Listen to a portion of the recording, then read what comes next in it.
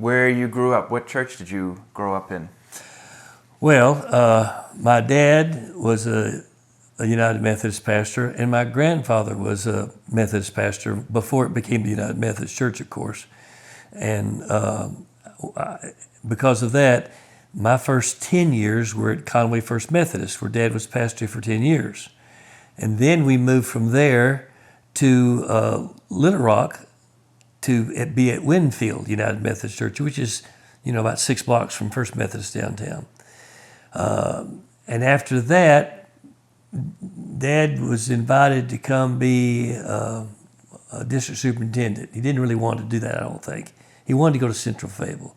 But he went to the district, Conway District, so we moved back to the Conway District, into Conway for that 1 year. That would be the year I would have been in the 11th grade. So grade kindergarten through the 5th grade, Conway, 6th grade through the 10th grade, Forsyth Junior High, Hull High in Little Rock, 11th grade back in Conway, and then Dad got sent to Fayetteville, and then he went to Fayetteville, so my 12th grade was at Fayetteville.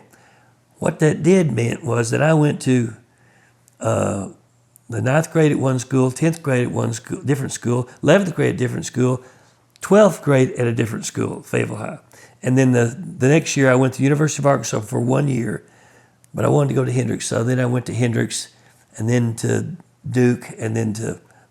So, man, during those formative years of your life, we were moved around a whole lot. And so that's kind of what it was.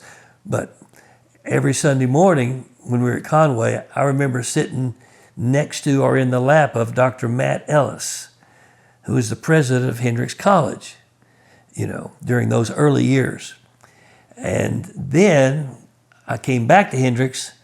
I didn't sit in his lap, of course, but I did sit as one of his students in every class I could take from him, and he was a great influential thinker in my life. What did he teach? He was a philosophy and religion professor there. And one of the things I remember was his quoting of Immanuel Kant, "Two things awe me most, the starry heavens above and the moral law within." So, anyway. Francis Christie was also a great professor there that I thought a lot of at Hendrix and some others. But I was a math and philosophy major, double major at Hendrix.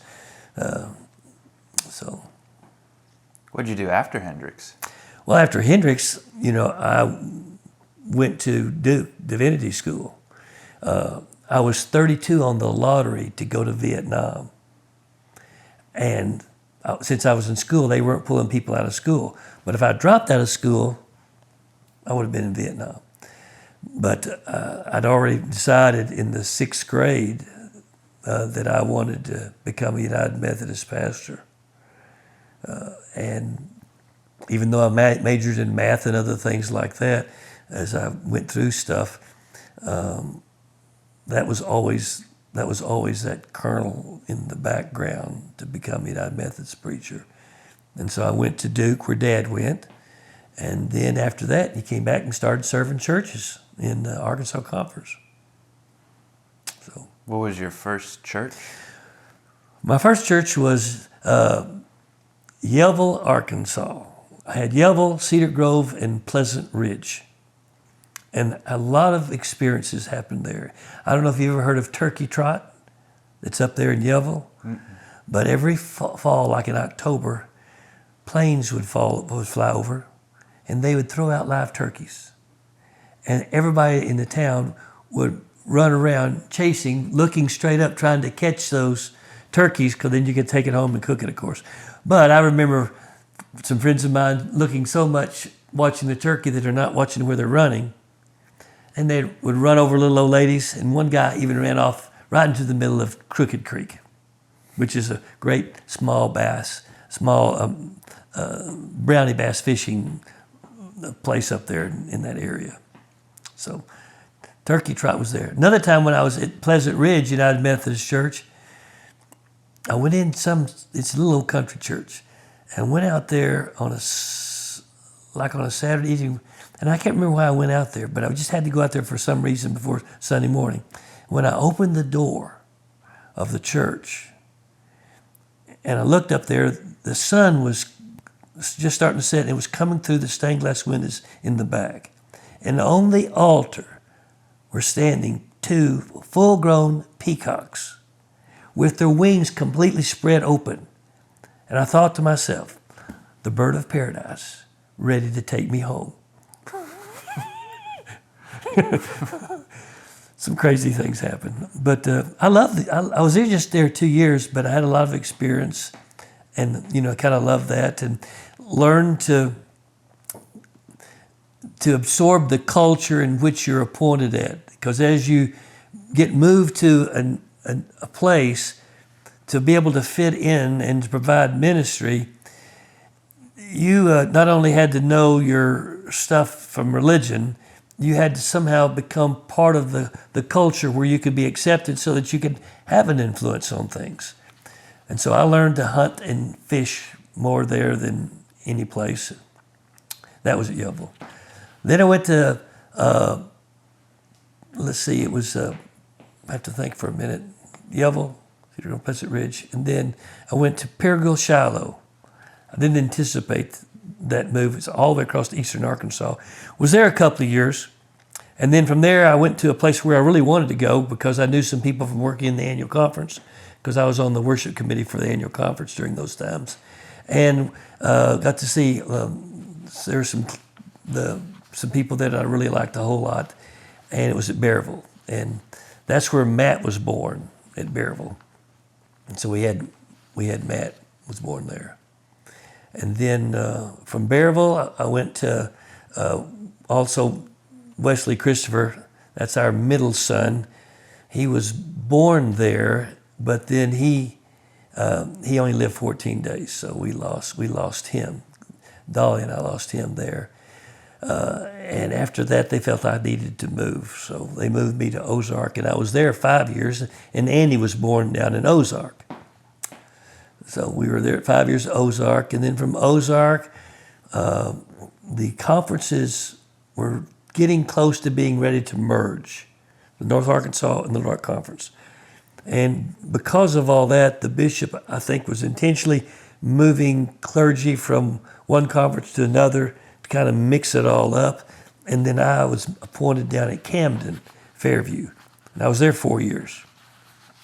And that was a time in which I went into the Army Reserves as a chaplain during those times, and I spent 8 years doing that and church work, and also became the conference secretary of the of the Little Rock Conference during that time, and took us from the handwriting age to the computer age and moved us in to do that. And I developed, and had published, ready to go, the journals I did 6 of those, I think, for the conference, doing that. And that was a fun time as well.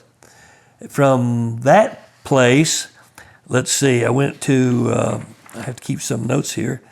I went from down in Camden, went there, back up to which was in the part of the North Arkansas Conference, to Carlisle. And I loved that town. Learned to duck hunt there and had a great time there with the Carlisle people.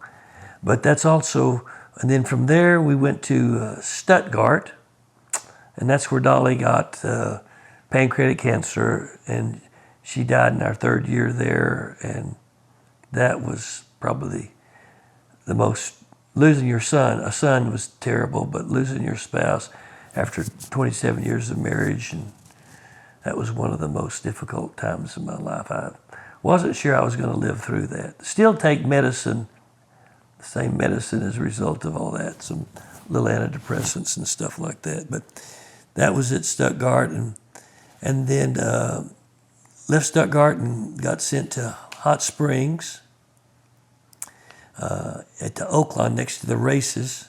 Was there 2 years. Met Kathy there, but as a classmate of ours from a class reunion we went to. I remember seeing her when we went to the 30th year class reunion and, those kind of things, and met her there.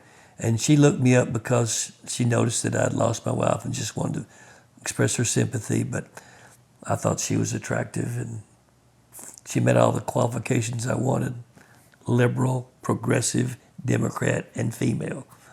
Those were important to me. So we dated a couple, about a year in there, and got married in '99. And then it went on to finish up my 10 years of churches. I went from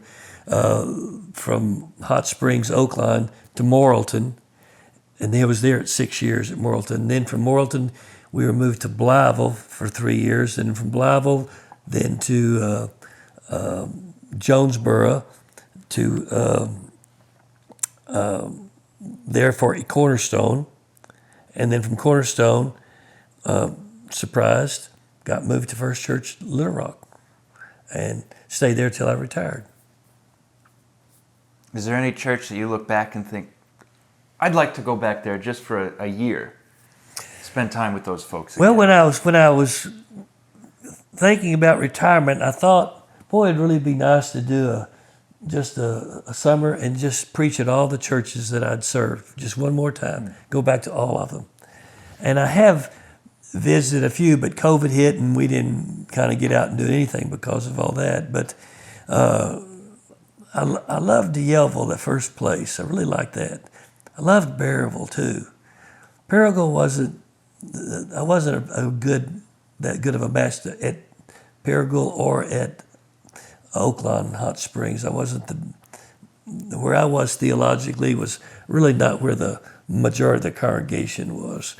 I think the best theological fit I had, though, if I had to do that, would have been First Church downtown Little Rock. I mean, when I got there with that, where I was theologically and where they were, I think was a really good close match. But now there's some things that happened in other churches that I have been really proud of, that I thought we did some good things. And so theology wasn't as much as important as the type of changes we were able to do in some communities in mission work and things like that. For instance, when we got moved to Morrilton, we were instrumental in bringing about a charitable medical clinic there. I mean, I've still got all this paperwork in my computer where we developed every job description, remodeled an old kind of nursing home facility, and got everybody to be involved and had a charitable medical clinic that worked really great until Obamacare came in, and that covered a lot of the people that we were serving. So that one is shut down. But when I got moved to Blytheville, some of the people there had heard that I had that experience, and I drugged my feet, but they talked me into doing it again. And so we developed that charitable clinic there at Blytheville. It's still going. In fact, last year they invited me back to have a little speech and a little talk about it, and we went back and did that. And that was a fun kind of trip back to the Blytheville folks. So we enjoyed that a whole lot. But I think one of the most significant things I did, those two charitable clinics were very important, and the whole community loved us, both myself and Kathy, because of our involvement in doing that, because it helped the whole community. It wasn't just a Methodist thing, but when the bishop wanted to move us from both of those places, the Baptists, the Presbyterians, even some Church of Christ people wanted to go after the bishop, say, don't take him. There was a guy that was on the state road commissions or something like that, wherever that organization was, and he was wanting to take a whole posse down to see the bishop. Say, you're not taking us from Blytheville. He's the best preacher we've had in years, and it's not just our preacher. It's he's the community's. And we really did feel like that was significant. But while I was in Blytheville, I was also a member of the Chamber of Commerce.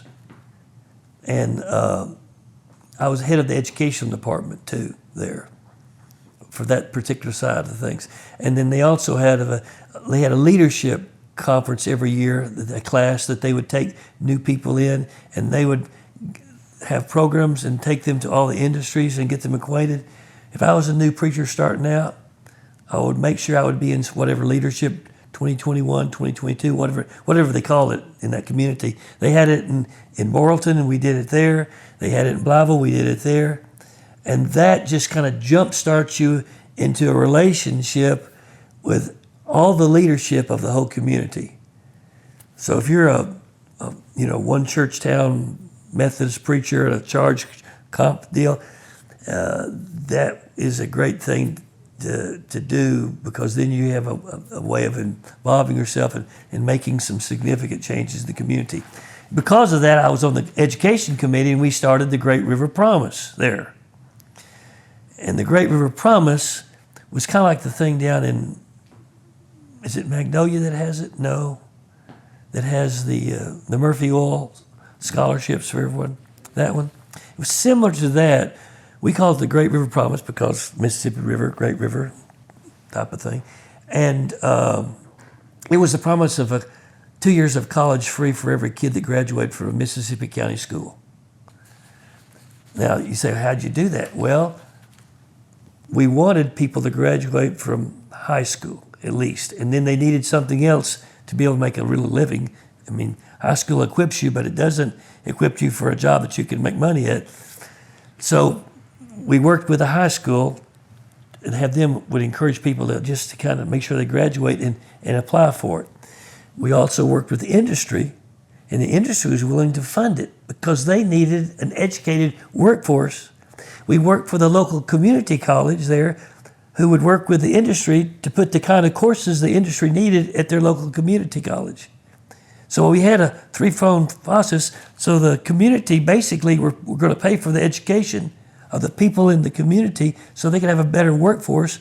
And it just, it benefited everybody. It was a kind of a win-win situation from everybody. And we got that going, and I don't know if it's still going or not, but a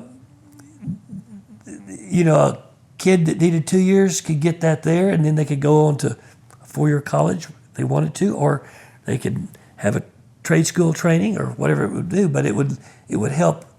It would just help all the way around. And I like that model. I thought that would be a great model that we could have in our world right now, because we got kids that are graduating with so much debt that they can hardly, pay the debt off for the college because of, and the kind of jobs they're taking it's not giving them enough money to do that. It's a tough thing right now. So I wish we could have had something like that all across the United States, because we do need to keep education going full spread. But I was really pleased. If there's one thing I have done in my ministry these 42 years, I felt like that was the most significant thing that I did. That is or was a part of. That is a pretty exciting thing to be a part of, I would think, in that moment. Well, you gotta, as a pastor, I didn't need forces like the district superintendent or the bishop kind of directing me and telling me what to do in the church. I had enough where I would self-start. And what I've tried to do was to go into that community, find out who they are and who they wanted to be as a church and as a community, and then try to help them develop it. I didn't really come in with an idea that, okay, this is who I'm going to make you into. Kind of like what the United States tried to do in Afghanistan. We tried to make them into a democracy after our own likeness, and it didn't work. If we had gone over there and helped them develop a democracy that was more appropriate to their culture and who they were and who they wanted to be. And this, of course, is way too simplistic to say it that way, but that might have been a better approach. But that was the kind of approach I I've always taken in all my churches that I served to try to find out who they wanted to be and help them and encourage them and enable them to kind of move in that direction rather than be an image of myself. So that was my direction. Okay. I guess this is a question I was thinking of just as we were sitting here, so you don't have to answer it if you don't like it. But were there any moments when you felt like your dad overshadowed you, or you were still living under his shadow, or the family name kind of had this expectation? Well, I don't know. I never felt like I got any preferential treatment because I was Joel Cooper's son. When it came to the appointments, I never felt like that. And he was at Fayetteville Central when I went to places, and Dad never did interfere with anything I was doing in any of the churches I was doing. Now, one time, though, I went out and bought a motorcycle. I was 40-something years old, 45 maybe.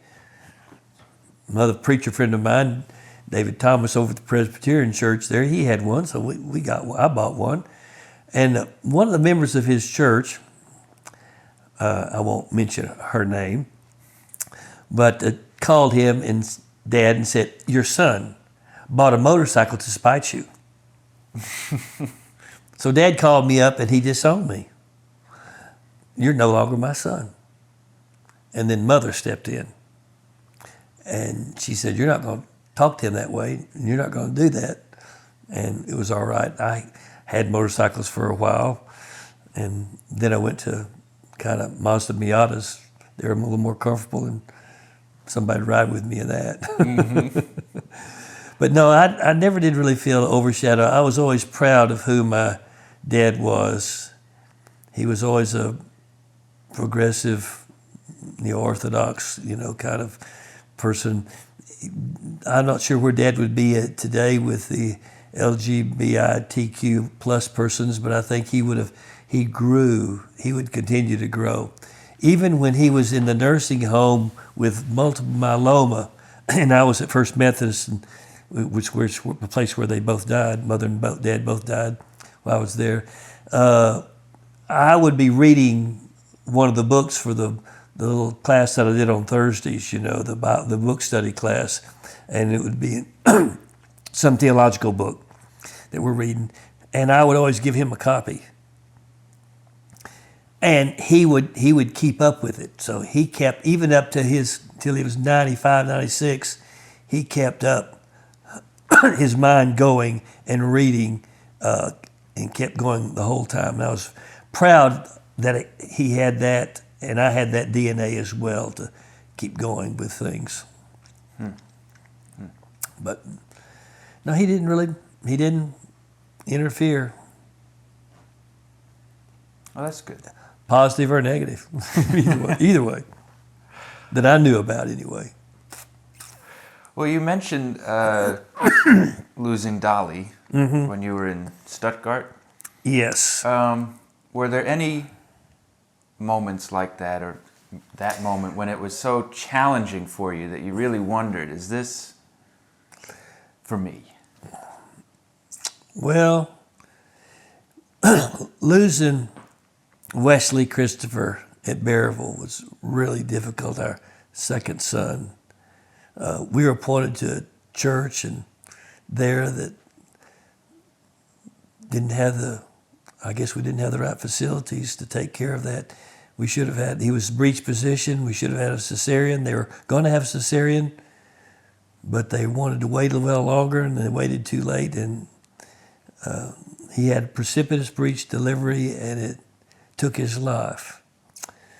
And that was crushing. It was crushing to me, but it was even more crushing to Dolly, because 20-something years later, when she was diagnosed with pancreatic cancer and was dying, one of the last things she was able to say to me was, "Will you forgive me for killing our son?"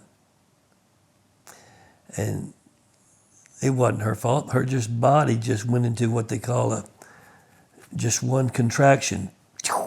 And so it caused a precipitous delivery that burst the right hemisphere of his brain that just kind of died and turned to water during those 14 days. And she carried that all those years.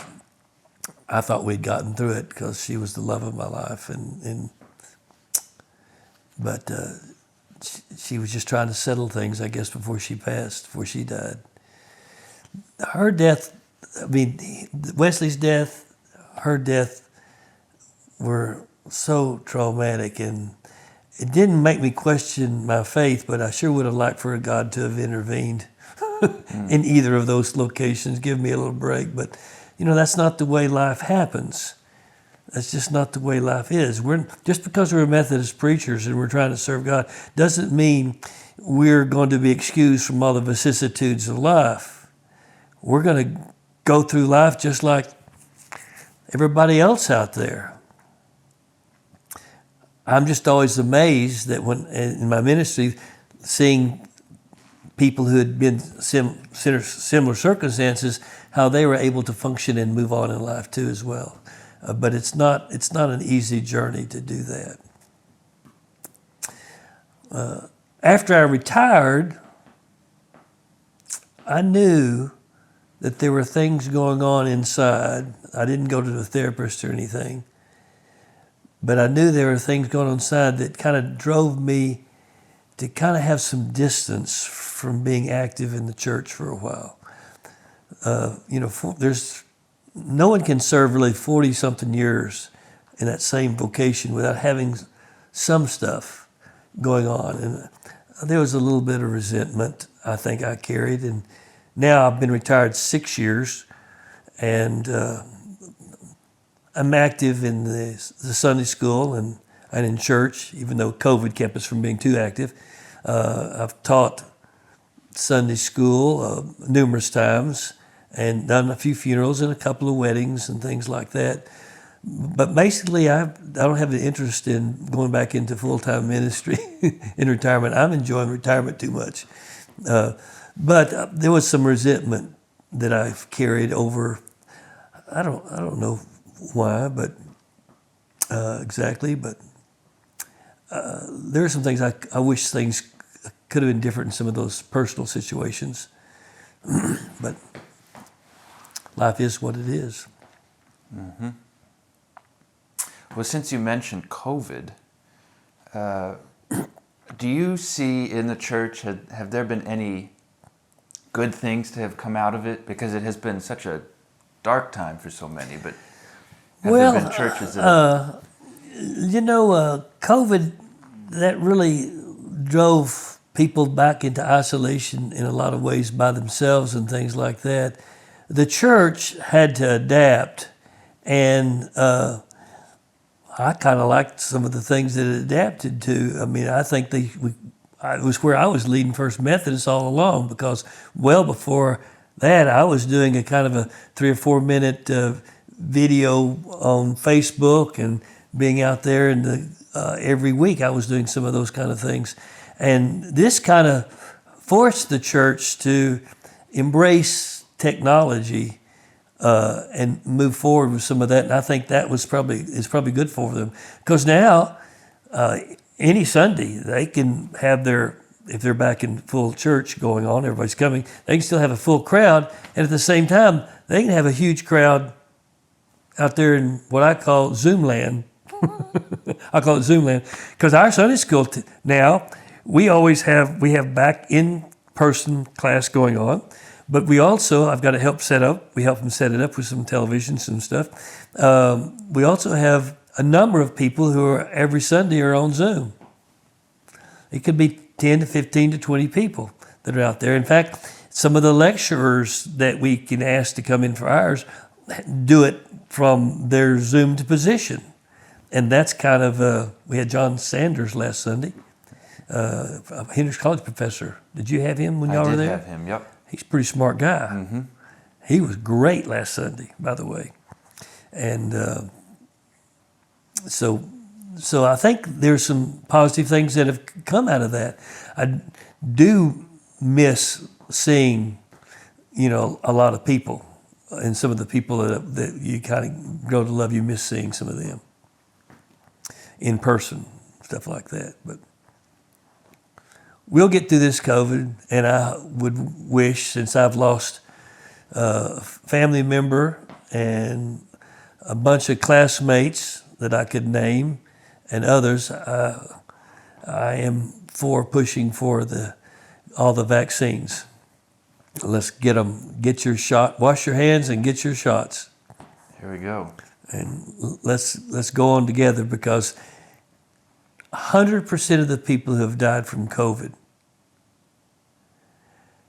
caught it from somebody. Somebody, some person gave it to them, and it caused their death.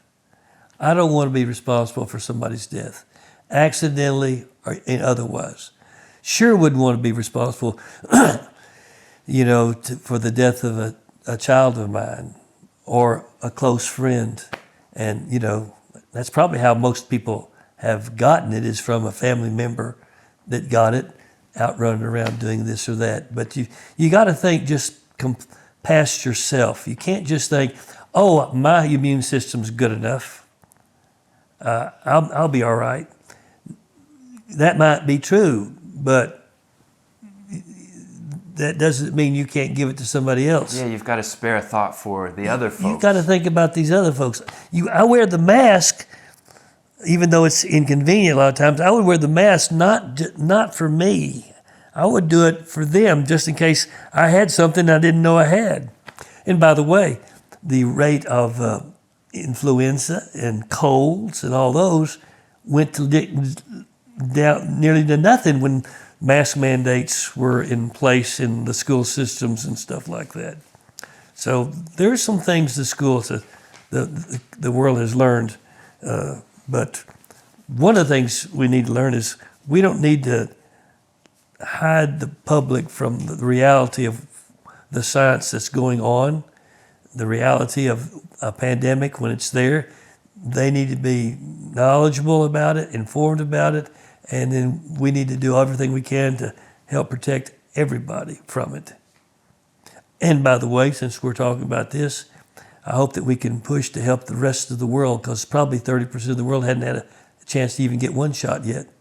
And that's the places where the next variant's going to come from. Mm-hmm. Mm-hmm. Never should have been politicized. We should have gone against that enemy, just like we went against the enemies in World War I, World War II, Korean War, all the rest of them, and 9/11, etc. We should have faced that enemy as one united nation against it, and we didn't. And we're living with those consequences. We are. Yep.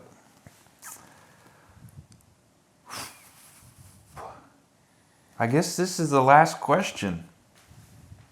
Where do you see, what's the future of the Methodist Church? We have this global Methodist Church split just announced. The continuing I don't know. Methodist Church. My father was a Methodist preacher. My grandfather, my twin brother was. I am going to remain a United Methodist preacher. I enjoy and have always appreciated the diversity of our church, and we've always fussed a little bit on the edges of our pluralism, the left and the right, what should be included, what should not. But the main people are right down the middle. We really don't need to split. I would have preferred us to kind of continue to have the conversations together and not see each other as enemies, but stay together and have room for this United Methodist Church. Just like we got Republicans and Democrats in the United States, but I hope we always have the United States of America, and that a portion of it doesn't secede from the Union, because we've already gone through the Civil War once. We don't need to do that again. And not think of each other as enemies, but as collaborators and with opinions that matter and with facts that matter. But the Methodist Church will continue to grow and to be strong, and we will continue as the United Methodist Church to appreciate our diversity that we have. And I hope that we'll continue to get stronger. I'll give my blessings to the Global Methodist Church as they depart, and give them our blessings and hope that they continue to grow. But I would hope that they could grow not to have so much anger toward the United Methodist Church, and I hope the United Methodist Church cannot, continue in anger against the Global Methodist Church. I figure we'll lose some members, maybe some churches in the Arkansas area, but I would hope our whole conference will still vote to stay with the union. I hope so too. That's where I'm going to put my vote. Well, any last final parting thoughts or words or something you want to say? I've given you my whole history just about. All right. Well, thank you, Chris. We appreciate you doing this with us for the museum and what their projects are. So thank you. Thank you, all you guys in the background doing the taping and the interviewing process. God bless. Yeah. And God bless the United Methodist Church. There we go. Amen. That's right.